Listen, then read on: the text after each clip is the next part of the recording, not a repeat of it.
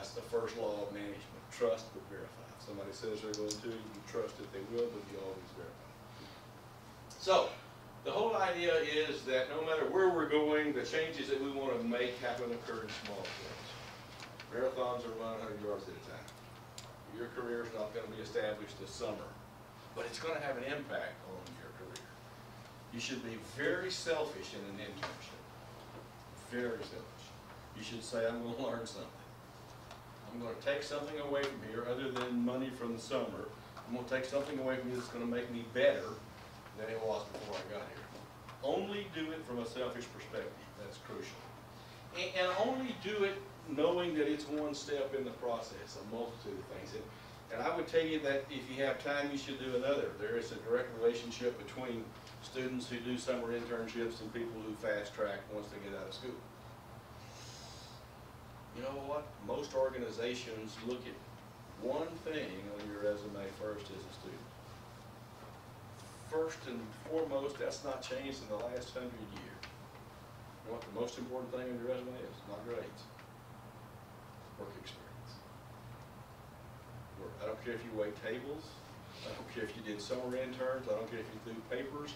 The most important criteria on any resume is what your work experience and what accomplishment you made during that. Those who look at grades only look at the last 60 hours. First 60 hours, that's why we all crammed 4 years of college into 7. The first 60 hours, we survived it. You were extremely lucky for most of us. You know?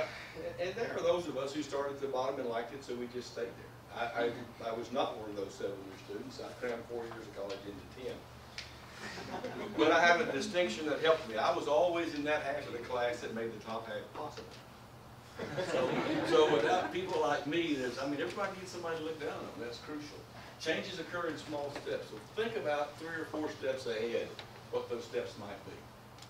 When you're selling anything, including yourself, price and value rarely correlate.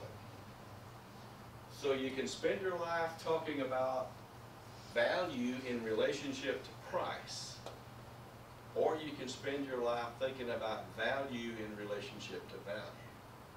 They don't have to correlate. Even if the world that tries to correlate them simply does not understand the value of value. I believe that anytime a customer tells you your price is too high, they're telling you the truth. I believe what they're saying to you is based on what I know. I'm not willing to trade this big stack of money for that little bitty product that you have. Now there is a value price differentiation here that needs to be taken care of. And you'll never fix that by talking price.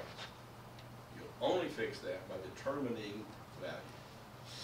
I also believe that value is never determined by one party. It takes both parties to determine value. That's why I believe that it's never about the answer. It's always about the question. The person that's in charge is always the one who asks the questions. The person that's in charge is not the one who tries to come up with the answer. Sensitivity to goals drive results.